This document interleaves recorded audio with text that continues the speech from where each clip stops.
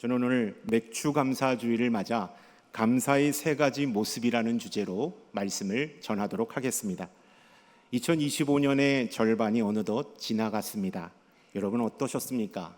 어떠한 반년을 보내셨습니까? 우리가 이 자리에 함께 모여 예배 드릴 수 있는 것은 전적인 하나님의 은혜입니다. 그래서 오늘 우리는 그 은혜에 감사하며 맥주 감사절 예배로 하나님 앞에 나아왔습니다. 맥주절은 어떤 날일까요? 맥주절, 성경에서 말씀하고 있는 맥주절은 이스라엘 백성이 첫 수확의 열매를 하나님께 드리며 그분의 도우심과 공급하심에 감사했던 절기가 바로 맥주 감사절기였습니다. 하지만 이 절기는 과거의 전통으로 끝나지 않고 있음을 우리는 잘 알고 있습니다. 우리가 오늘 이 맥주 감사주의를 지키며 하나님 앞에 드리고 있기 때문입니다. 우리는 여전히 그 맥주 감사 주일이 주는 깊은 울림과 은혜를 만끽하면서 하나님 앞에 나아가고 있습니다. 맥주 감사 주일은 지금도 변함없이 우리의 삶을 선하게 인도하시는 하나님의 손길을 기억하고 그분의 선하심과 자비하심에 감사드리는 귀한 예배로 자리 잡고 있기 때문입니다. 우리는 지금 반년 동안 지켜 보호하여 주신 하나님의 은혜에 감사하기 위하여 이 자리에 찾아 나왔습니다. 맥주절은 수학의 배후에서 일하신 하나님의 선하신 손길과 인도하심을 인정하며 그분께 감사로 반응하는 날이라는 사실을 우리는 기억해야 합니다. 이 절기를 지킬 때에 우리는 하나님께서 우리의 삶 속에서 어떻게 역사하셨는지를 되돌아봐야 합니다. 그리고 신앙으로 응답하는 고백의 시간이 바로 오늘 우리가 드리는 맥주 감사 주일이 되어야 하는 것입니다. 우리의 지나온 세월 동안 하나님은 돌보셨고 보호하셨고 인도하셨음을 우리 스스로가 느끼며 그 은혜를 감사함으로 하나님 앞에 올려드려야 하는 것이죠. 우리의 삶을 돌아보면 맥주절이 지닌 감사의 의미가 결코 낯설지 않게 다가옵니다. 왜냐하면 지난 반년 동안 우리는 가정과 일터, 교회와 사회 곳곳에서 크고 작은 하나님의 은혜를 경험하며 살아왔기 때문입니다. 때로는 우리가 미처 깨닫지 못한 순간에도 지켜주신 하나님의 보호하심이 있었습니다. 우리의 기도보다 앞서 응답하시고 역사하시는 하나님의 손길로 인하여 우리가 여기까지 올 수 있었습니다. 우리는 이제 그 놀라운 하나님의 손길을 기억하며 진심 어린 감사로 하나님 앞에 나아가야 하는 것입니다. 오늘 우리가 함께 살펴볼 신명기의 말씀, 오늘 본문 말씀은 감사가 감정이나 말이 아니라는 사실을 우리에게 가르쳐주고 있습니다. 실제 삶 속에서 감사가 어떻게 구체적으로 나타나야 하는지를 오늘 본문 말씀은 우리에게 가르쳐주고 있는 것입니다. 감사가 어떤 방향성을 가지고 어떻게 행동으로 이어져야 하는지를 우리에게 보여주고 있습니다. 저는 오늘 본문 말씀 속에서 감사의 세 가지 모습을 여러분에게 소개할까 합니다. 우리가 감사로 하나님 앞에 어떻게 나아가야 하는지, 어떤 태도로 어떤 감사의 태도로 나아가야 하는지를 오늘 말씀을 통하여 함께 나누어 보기를 원합니다. 첫 번째, 감사는 하나님의 손길을 기억하는 예배의 모습으로 나타나야 합니다. 감사는 좋은 일이 일어났을 때 보이는 반사적인 반응이 되어서는 안 됩니다. 우리의 삶 속에서 일하신 하나님의 손길을 기억하며 올려드리는 믿음의 고백이 되어야 한다라는 것입니다.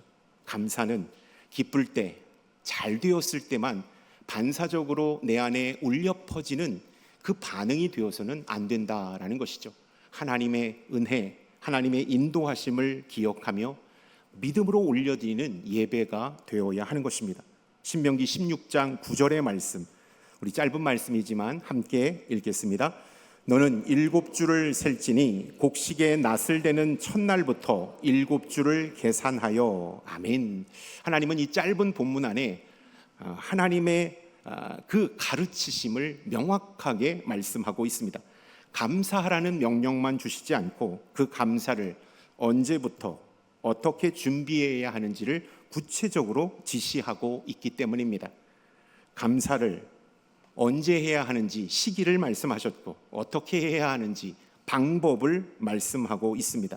곡식의 낫을 대는 첫날부터 7주를 세라라고 말씀합니다. 이 말씀은 첫 수확이 시작되는 날부터 하나님의 은혜를 기억하라는 말씀인 것이죠. 그리고 감사의 마음을 준비하라는 의미가 담겨져 있는 것입니다.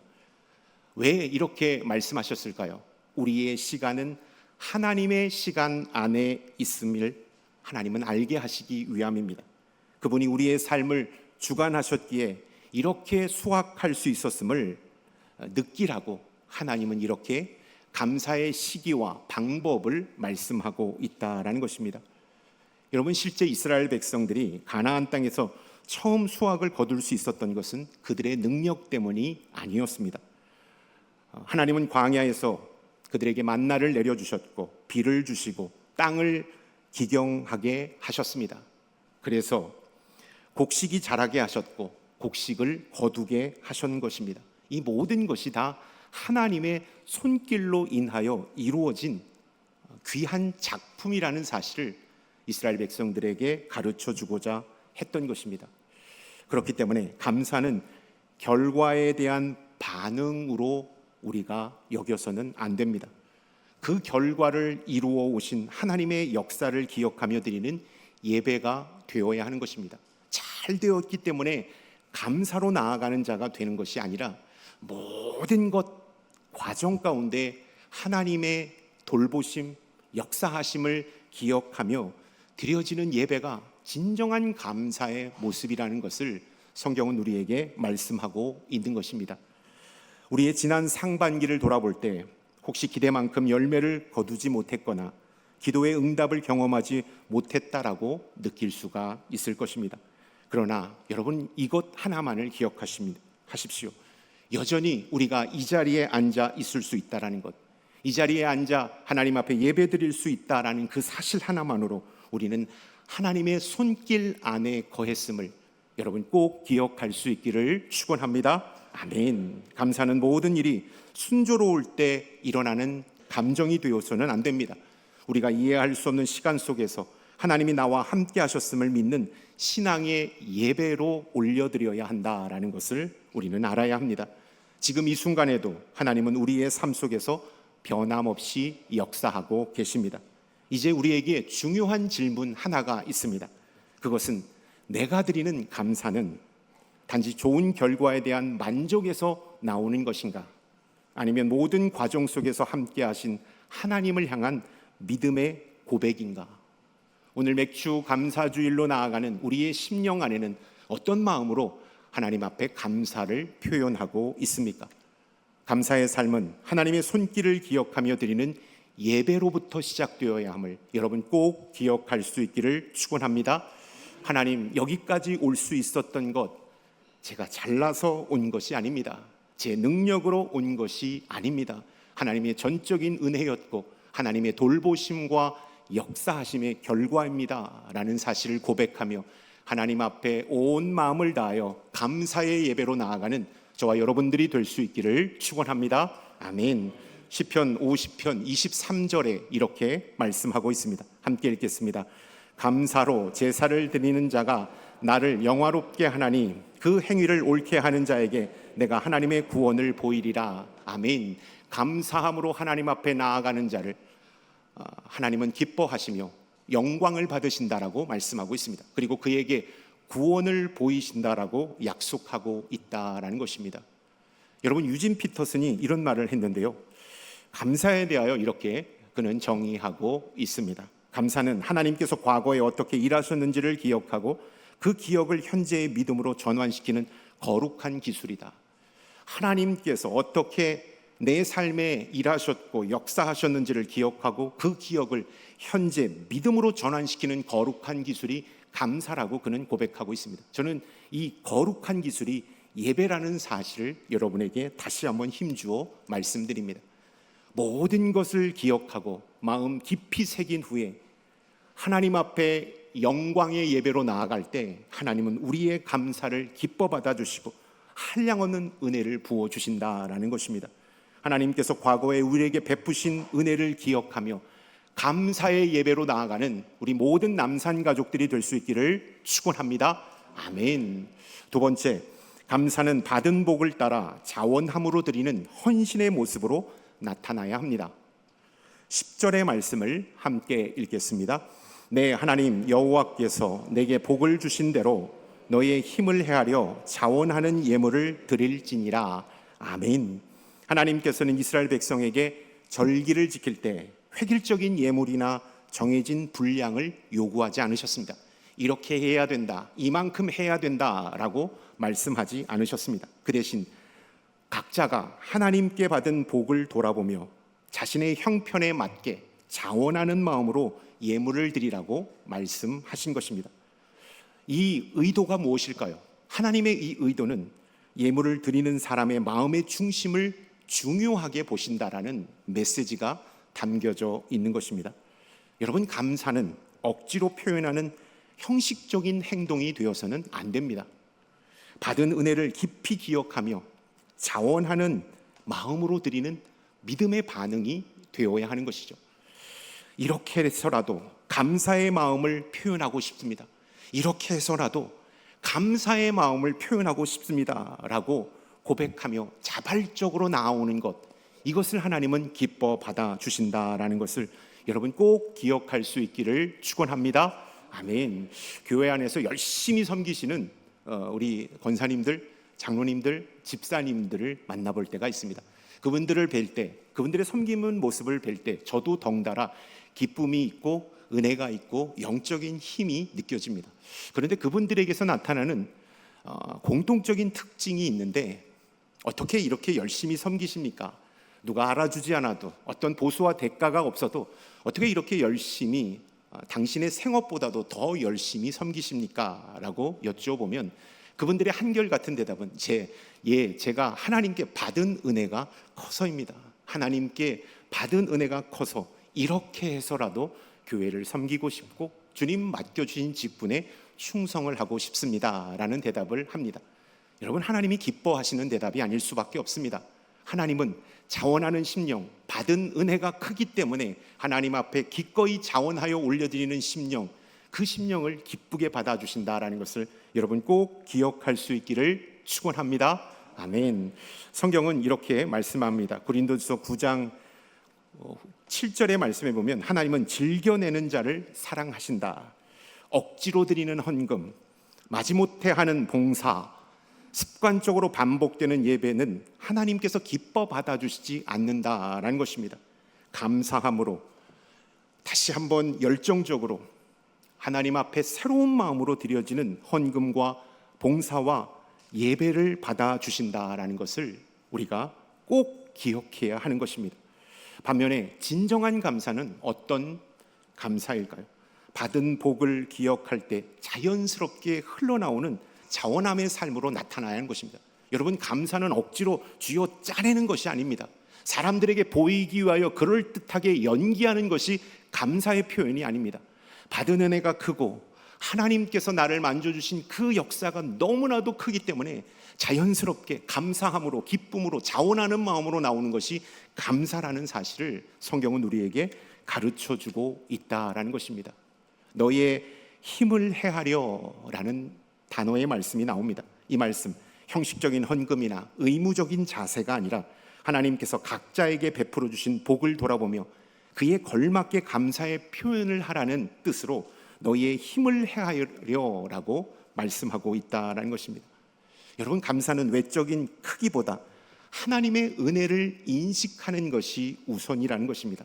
그리고 하나님의 은혜에 대한 반응, 이것이 바로 진정한 감사라는 사실을 성경은 우리에게 다시 한번 가르쳐주고 있습니다.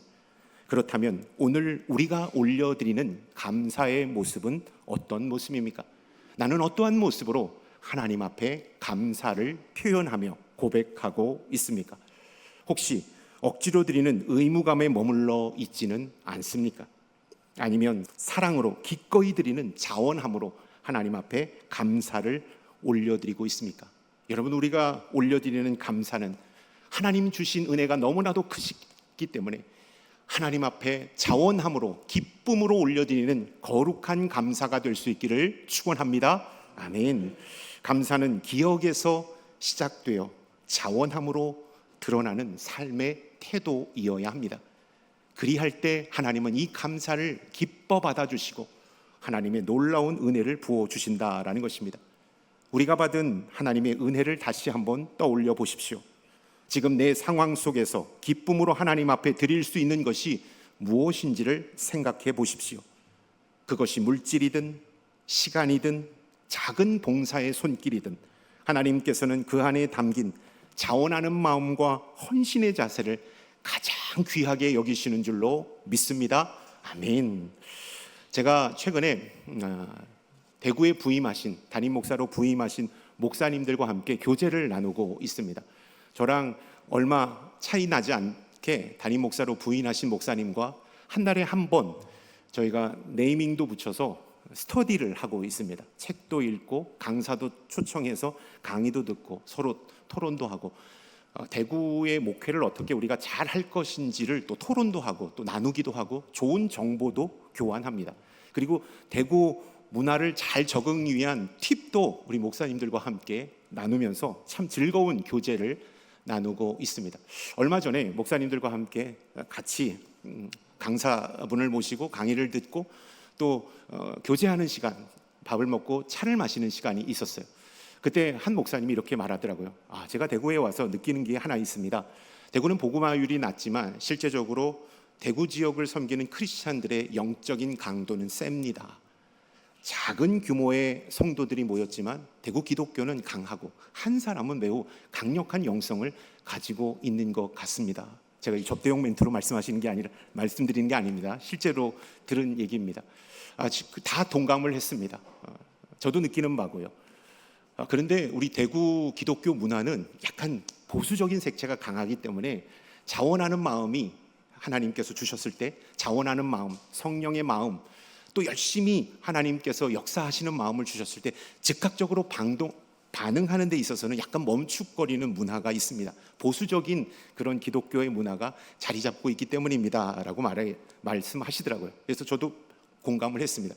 근데 그분들이 얘기를 들어보면 나는 반응하고 싶고 나는 하나님 주신 마음에 정말로 최대한 자원하는 마음으로 영적인 마음으로 이렇게 하고 싶은데 주변 사람들의 눈을 의식하지 않을 수밖에 없다라고 그러시더라고요. 우리 성도님들이. 어떤 눈이요? 제가 자원하는 마음이 있어서 헌신할 때 사람들이 저를 이상하게 쳐다보면 어떡할까? 또 정말로 하나님께서 주신 마음으로 손을 들고 찬양하고 크게 기도할 때 이상하게 비춰지면 어떻게 할까라는 그런 마음을 자꾸 먹는다는 거예요. 실제적으로 그런 예들이 있다고 얘기하더라고요. 어떤 예가 있어요? 물어보니까 막 기도를 하거나 손을 들고 막 찬양을 하거나 헌신을 열심히 하면 주변에서 또 이런 말씀을 하신대요. 제가 일부 예배 끝나고 나서 10번 연습하고 왔는데 잘 될까 모르겠습니다. 대구 사투리로 말씀드리겠습니다. 자와이카노, 저 집에 무슨 일 있나? 자원하는 마음으로 열심으로 손을 들고 막 기도를 크게 하고 섬김을 막 열심히 하면 기쁘게 그 마음을 받아주시고 수용하고 격려하고 축복하는 문화 보기보다는 먼저 걱정하는 마음이 크다는 거예요. 자와이카노라. 이 말이 되게 부담스럽기 때문에 실제적으로 그런 열정을 내지 못한다라는 그러한 말씀을 하셨습니다. 여러분, 자원하는 예배 가운데, 찬양 가운데, 기도와 헌신 가운데, 봉사와 사역 가운데 여러분 그러한 모습을 볼 때 믿음의 눈으로 그것을 바라보고 그 믿음을 격려하고 축복하고 응원하는 저와 여러분들이 될 수 있기를 주님의 이름으로 축원합니다. 아멘. 세 번째, 감사의 믿음의 태도는 감사는 공동체와 함께 나누는 기쁨의 모습으로 나타나야 합니다 라는 사실을 성경은 말씀하고 있습니다. 11절, 12절의 말씀을 함께 읽겠습니다. 너는 내 하나님 여호와께서 자기 이름을 두시려고 택하신 곳에서 내 하나님 여호와 앞에서 절기를 지키되 너와 내 자녀와 노비와 내 성중에 있는 레위인과 너희 중에 있는 객과 고아와 과부와 함께 즐거워할지니라. 너는 애굽에서 종되었던 것을 기억하고 이 규례를 지켜 행할지니라. 아멘. 하나님은 절기를 지킬 때 특별히 절기를 지켜 감사함을 표현할 때 개인의 경건이나 감사를 넘어서 자녀, 종, 레위인, 나그네, 고아, 과부와 함께 기뻐하라고 명령하십니다. 사회적 약자, 돌봄이 필요한 자들과 함께 받은 은혜와 기쁨을 나누라고 명령하고 있다라는 것입니다. 여러분, 이 말씀에는 하나님의 깊은 마음이 배어 있습니다. 하나님은 우리가 절기를 의무나 형식으로 지키기를 원하지 않으십니다. 베푸신 은혜를 공동체 안에서 함께 나누며 기뻐하는 시간이 되기를 원하신다라는 것입니다. 여러분, 맥추절과 같은 감사절기는 개인의 은밀한 예배로 끝나서는 안 됨을 성경은 우리에게 가르쳐주고 있는 것입니다. 어떻게 해야 될까요? 이 감사절기는 공동체와 함께 나누는 축제의 예배로 삼아야 한다라는 것입니다. 특별히 사회적 약자, 돌봄과 보살핌이 필요한 이들에게 사랑과 또 관심을 나눠주는 그 귀한 예배로 나아가야 함을 성경은 우리에게 말씀하고 있습니다. 그 이유를 하나님은 이렇게 말씀하고 있죠. 너희들도 한때 애굽에서 종되었기 때문이다. 너희도 보살핌이 필요했고 하나님의 도우심이 필요했기 때문에 너희가 그 은혜를 받을 때는 너희와 같은 경험을 하고 있는 그들에게 사랑을 나누라고, 그 은혜를 나누라고 말씀하고 있다라는 것입니다. 맥추절기는 나만 잘 먹고 잘 살게 하신 은혜를 감사하는 시간이 되어서는 안 됩니다. 그 은혜를 이웃과 나누며 공동체 전체와 함께 기뻐하는 시간으로 삼아야 함을 여러분 꼭 기억할 수 있기를 축원합니다. 반년 동안 하나님께서 나에게 부어주신 은혜와 감동과 역사하심이 크시다면 여러분, 나 혼자만의 감사의 고백으로 그 감사절기를 끝내지 않기를 바랍니다. 함께하는 이웃, 특별히 돌봄과 관심이 필요한 이웃에게 그 받은 사랑과 은혜를 흘려보내는 저와 여러분들이 될 수 있기를 주님의 이름으로 축원합니다. 아멘. 지금 현재 여러분이 받은 은혜와 사랑을 흘려보내야 할 곳은 어디입니까? 심리학에서도 고통을 경험한 이들이 타인의 아픔에 더 민감하게 반응하는 것을 보게 됩니다. 고통을 경험한 세대, 아픔과 서름이 가득한 세대는 다른 세대들보다 공감 능력이 뛰어나고 또 긍휼의 마음이 탁월하다라는 것이 학문적으로 입증되고 있다라는 것입니다. 우리 한국 사회만 봐도 그것을 느낄 수 있습니다. 한국의 대동아 전쟁, 6.25 전쟁, 보릿고개를 넘기신 장로님들, 집사님들, 권사님들은 남다른 사랑을 가지고 있습니다. 긍휼의 마음이 있습니다. 다른 세대들보다 훨씬 더 다른 사람의 아픔에 다가가고 공감하고 함께 눈물을 흘리는 그러한 능력이 있습니다. 왜 그럴까요? 그분들도 역시 아파 보았기 때문입니다. 서러워 보았기 때문입니다.